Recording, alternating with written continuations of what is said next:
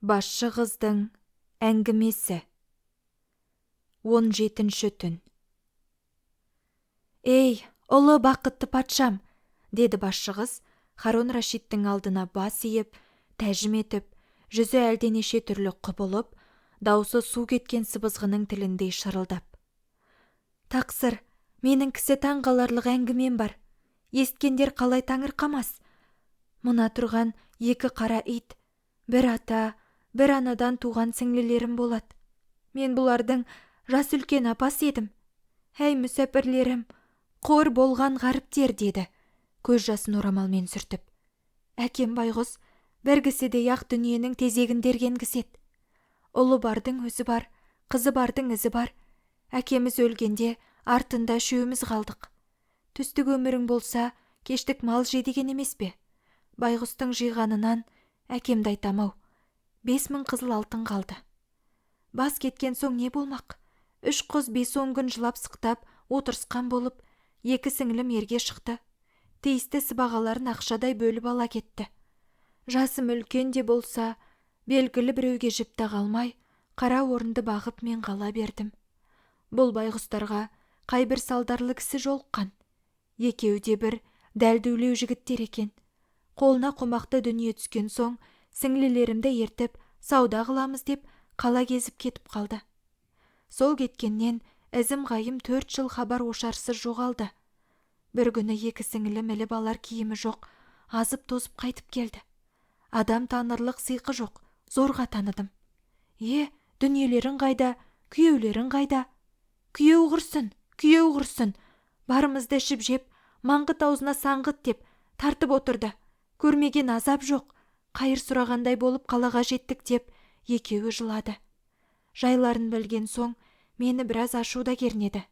Қанша ренжігенмен, өз қолын кісі өзі кесе ме? Апарып моншаға түсірдім. Бастан аяқ киіндіріп, ойнатып күлдіріп, еркелетіп күте бердім. Ұядан не көрсең, ұшқанда соналасың деген емес пе? Ата кесібі деп, сауданы жүргізіп, еншіме тиген дүниені тамтымдап өсірумен келіп едім. Осыдан сендерге қызғанатыным жоқ, ішіп, киіп рақаттаныңдар, дедім сіңлілеріме. Бірлесіп 1 жыл тұрдық. Есін жиып, жілігіне май жүгіргендей болды. Байқаймын, байсыз тұралатын емес. Сыр тартқалы сыпайылап сұрап едім. Апай, несін жасырайық? Тізе құшақтап өткен күні құрысын. Бой жеткен кісі ерсіз қалай тұралады? Сіз ренжімесеңіз, біреуге бас қосқымыз келет, деді. Қарақтарым, дедім. Сол құрғырдан кісі өлетін болса, менің сүйегімнің ендігі қурап қалатын уақыты болды. Аузы күйген үріп ішет деп, енді күйеуді қоя тұрсаңдар қайтет. Айналайын апа жанай, шыдау деген қиын екен. Шегірткеден қорыққан егін екпес деп, алғашқы бас қосқанымыз жаман болды деп, тіземізді құшақтап қалай өтеміз? Болмайды апа, деп ботадай боздады. Амал жоқ, қайтадан енші беріп, той қылып, тағы да күйеуге бердім. Мен бұлардың ерінің атын атамай-ақ қояйын. 1 жылдан кейін бөліп берген дүниелері таусылып, байлары қашып кетіп, сабылып қайта келді. Амалым қанша? Баяғы қалпымен қайтып келгіш қашаған байлы қыздар атандырып, баға бердім. 1 жыл өткен соң, көп дүние арттырып, Басыра қаласына сауда қылғалы шықтым. Сендермен келгенше үйді бақ деп тапсырдым. Бұлар, апажан, сенен айырылып, сағат тұрарлық сабырымыз жоқ, бізді де өзіңмен бірге ала кет деп қиылып отырып алды.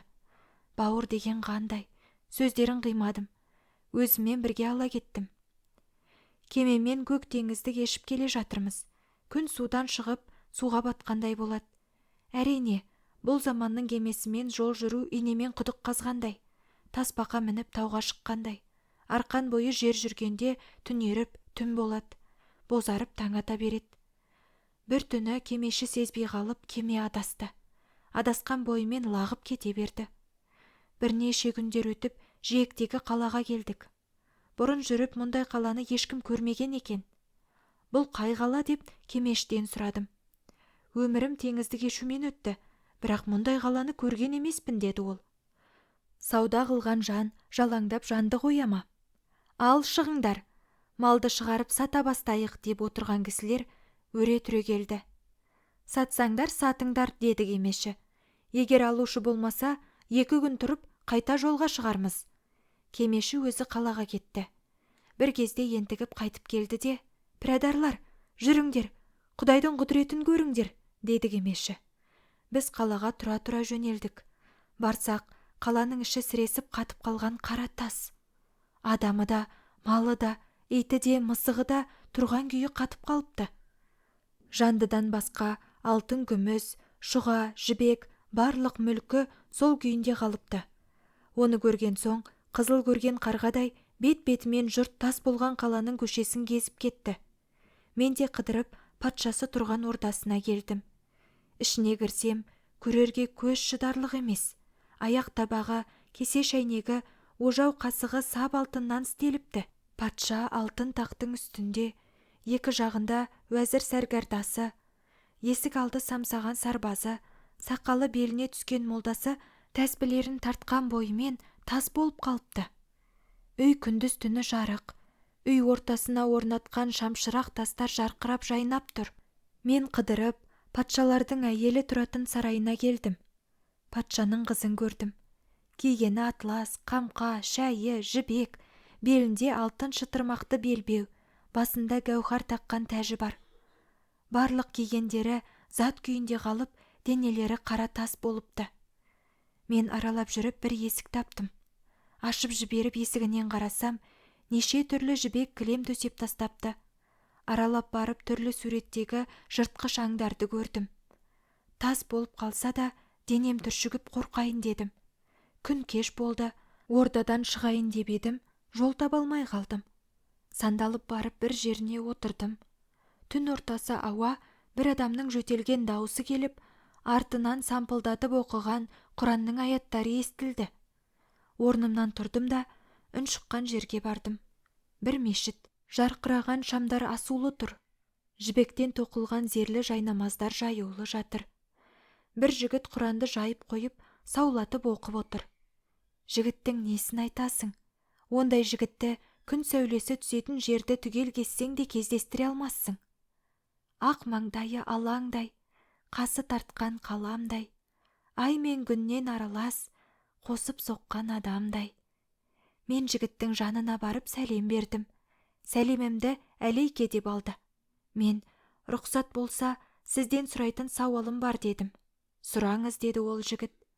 Осы Құранды шыныңызбен оқып отырсыз ба, дедім. Жігіт күлді. Сіз осы жерге қалай келдіңіз, деді жігіт таңырқанып.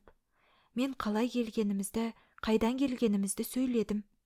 Құранын жапты да қасына отыруға ұсынды. Жігіттің ұлпадай жұмсақ қылығы мені еліктірді. Оның көзіме түскен мөлдіреген қара көзі жүрегіме найзадай қадалды. Махаббат деген мен үшін кілтсіз сандық сияқты еді. Тап сол жерде құлыбы ашылғандай болды. Жаным, әңгімеңді айтшы, дедім, балқытқан қорғасындай босаған бойымды жия алмай.